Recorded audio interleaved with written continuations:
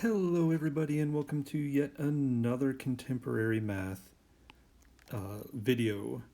In this video, I will go over section 9a, functions. These are, in fact, the building blocks of mathematical models. So it will be very, very important for me to go over this so you can have a good understanding as to what happens when we look at functions in math. And for the very first example here, we have this equation. And one thing I want to mention here is that these equations, function equations, usually have two variables in them. There they are. In this case, we have C and M. And it is important to understand which each of those variables means. So let me give some meaning to this entire equation. This will be the cost of a taxi ride when you travel m miles.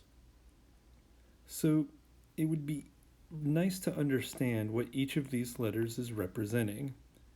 So we can start with C being the cost of the ride and m being the number of miles traveled. And we want to have phrases here when we define our variables to represent numbers.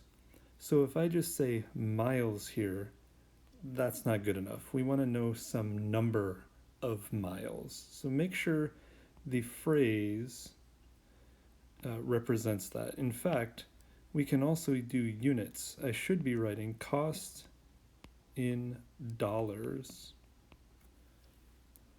And M would be the number of miles traveled. Okay, so just a quick question. What would the cost be if you traveled 5 miles? Well, that's pretty simple to figure out because we can just take the 5, we know how many miles we traveled, and substitute it in for the m, and then we can just use the order of operations to figure that out. This is what we would call our input. So when we put that number in for m, we would have C equals 10 plus 2 times 5. The order of operations tells us we need to multiply first, so the cost would be 10 plus 10, then we can add. The cost would be $20. All right, so we can interpret that in a very quick sentence. We can say it costs $20 for a 5-mile taxi ride. Or there are many other ways you can summarize this. You could say the cost to travel 5 miles is $20. Any way you can relate these two numbers together, the 5 miles that you need to travel and the $20 that it costs. Okay, two basic qualities of a function. There is a dependent relationship between the two variables, and for each value of m, there's exactly one value of c. Could you imagine if there were two different values of c? Let's say you take a 5-mile taxi ride and you were charged $20, and I take a 5-mile taxi ride being somebody who has a job and a career, and that taxi driver charged me $30. I would certainly be barking that that is not fair. So in order for something to be a function, we have to make sure every input has exactly one output. That way, the function treats everything fairly. So I'm going to scroll up here a little bit and we will go over just a little bit deeper into this function that we just had. We had c equals 10 plus 2m. All right, so c equals 10 plus 2m. And more generally speaking, we have this linear function, as that is what this equation represents, a linear function, y equals mx plus b, which is something that you've probably heard before. It is the linear function. But one thing that these two equations have in common is that we have what we call the dependent variable isolated. And we can say that c is the dependent variable because c is dependent upon m. The cost depends on how many miles you drive. So if c depends on m, c is the dependent variable and m is the independent variable. In this equation over here, y is the dependent variable and x is the independent variable. And we choose x and y because we have graphing that we will be looking at here shortly. Now, one thing that I have not gone over yet is this word function. Yes, this is the definition of function here. Every input has exactly one output, or at least that's how most students remember what a function is. But function notation changes how these equations look. So what we do is we give each equation or each dependent variable a new set of symbols. We will give the dependent variable a name, and then in parentheses we will have the independent variable. And this is what we call function notation. F is the name and x is the independent variable. I'm going to just say IV, independent variable. It basically is telling you what variable should we be looking for on the other side of the equation. And the last thing about this is when you see notation like this, you say, not fx, you say f of x. We could do the same over here with this equation. We have the independent variable replaced with a name. In this case, we just use c again, c for cost. And in parentheses, we would have the variable that is being used on the other side, the independent variable. Here, just like over here, we say the name, c, of the independent variable, m, c of m. All right, so we will come back to this a little bit later. Let's learn how to graph some of these values here. So in this coordinate plane, you can see we have what we call the x-axis and the y-axis. Here we have some facts about the x-axis. The x-axis is horizontal. There it is. The x-axis also has an equation. We call this y equal 0. That's the equation of the x-axis. And it is the independent variable. This axis represents all of the independent variables, all the values of the independent variable, just like we talked about right up there. The y-axis is the vertical axis, up and down. It has the equation x equals 0 and represents all of the values for the dependent variable. Now, if you're wondering, hey, why do we call this horizontal line that represents the x-axis y equals 0, and this vertical line, the y-axis, as x equals 0. I will go over that in just a minute. We have a couple other facts over here. For ordered pairs, aka points, we represent them in x comma y coordinates. So just very quickly down here, for point A, x would have a value of 2 and y would have a value of 3. For point B, we have x having a value of 3 and y having a value of 2.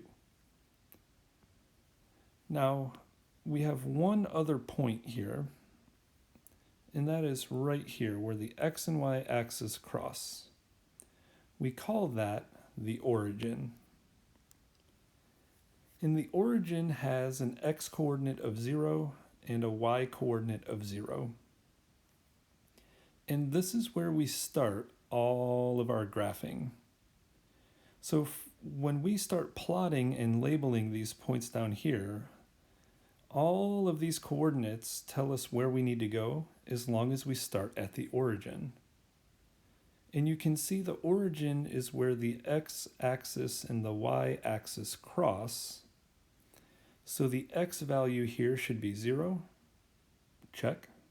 And the y value here should be 0, check. So let's take a look at how to graph some ordered pairs very quickly here. We have 2, 3 for this ordered pair for this point A. So what that means is that we will start at 0, 0. I will go 2 to the right. A positive x value will tell you to go to the right 2. A positive y value tells you to go up, so we will go up 3. And this point, this blue point A, will be 2 to the right and 3 up. And we just label that with a capital letter A. For B, you can see B here, we have 3 for the x value and 2 for the y value. So x being the horizontal axis, the x coordinate is always telling us to go left or right. Positive values tell us to go right. 1, 2, 3. Y, being the vertical axis, tells us to either go up or down. Positive values are our clue to go up. So we would go 3 to the right and 2 up and mark this with a B. Now point C is a fun one. We have an x coordinate of 4 and a y coordinate of 0. So I'm going to say this, anything on this line has a y coordinate of 0. Because if we're following directions here, the x equal to 4 would tell us to move 4 in the positive direction on the x-axis, so 4 to the right.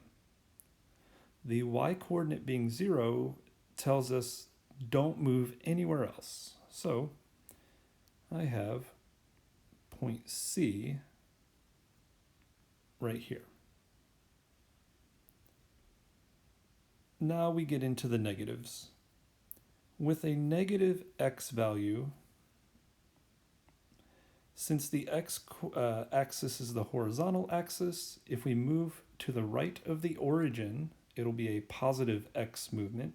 If we move to the left of the origin, it will be a negative x movement. So seeing this -1 tells me I need to go left 1, and the y coordinate is 3, so I would go left 1 and then up 3. So here is where point D is located. All right, let's take a look at point E. Point E is 2, -2. So it's telling us to go 2 to the right on the x-axis, and then from there go down 2. Negative y coordinate means we go down. So 2 to the right, 2 down. Here is point E for our graphing purposes. And again, we can do point F here.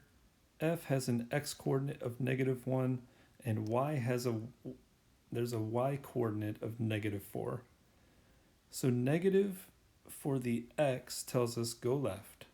Negative for the y tells us go down.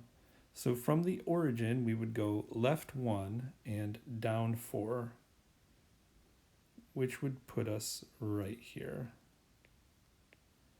Finally, we have point G, and with point G, it is telling us to go 0 left or right for the x, and down 6 for the y. 1, 2, 3, 4, 5, 6. That point G would be right here.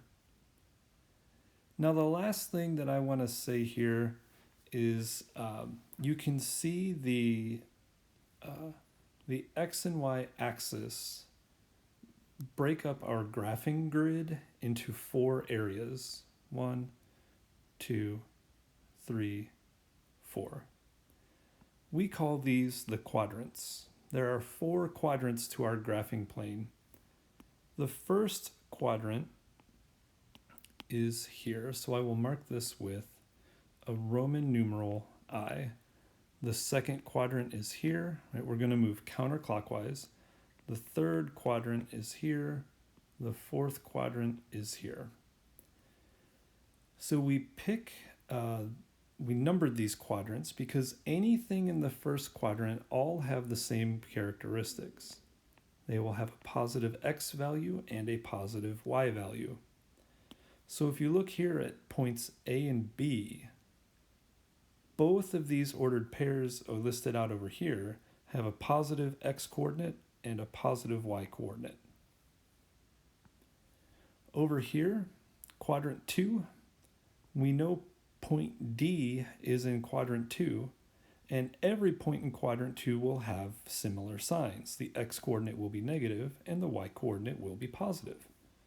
So we can represent quadrant 2 with signs something like this: negative x's and positive y's. And we can do something similar for the rest of the quadrants. Quadrant 3 will have negative x's and negative y's, as you can see here by point F, which is in the third quadrant. And in quadrant 4, they will have positive x's and negative y's, as you can see demonstrated here by point E, positive x's, negative y's. I know I said I would go over why the points, or why this line is called y equals 0 and x equals 0. I'll go over that when the time is right. All right, we will continue our dive into dependent and independent variables here. So you can see we have some information, temperature data for one day. And we have hourly times here with the temperatures that were taken at those particular times. And you can see that there's a gradual rise from 50 to 52, 55, up to 73. And then at about somewhere between 2 and 3 p.m., it starts decreasing again. All right, so most of the time when you are given information like this in a table, the independent variable, aka x, will be given first, and the dependent variable, aka y, will be given second. So temperature here is the dependent variable because it depends on the time of the day, and time is the independent variable because the time varies independently of the temperature. And this is also very important. There is exactly one temperature value for each time of day. That makes this a function. Now, we often write related variables in the form of an ordered pair, just like we discussed on the last slide, with the independent variable first and the dependent variable second. There's the x comma y we talked about. Another way to interpret this would be x being the independent variable, comma, y being the dependent variable. And we can get specific with this when we look at actual scenarios out there in the real world. Time is the independent variable, where temperature is the dependent variable. In this example, we read that temperature is a function of time, or that temperature varies with respect to time.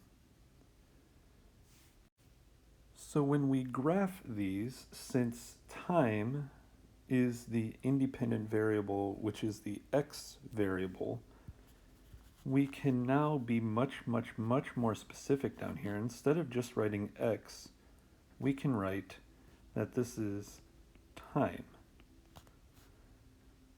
The x variable is time.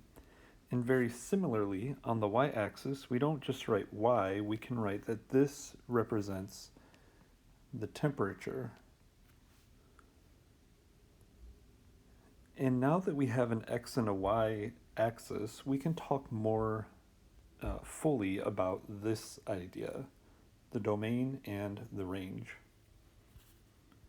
So the domain of a function is the set of values that both make sense and are of interest for the independent variable. Essentially, this is all the possible x values.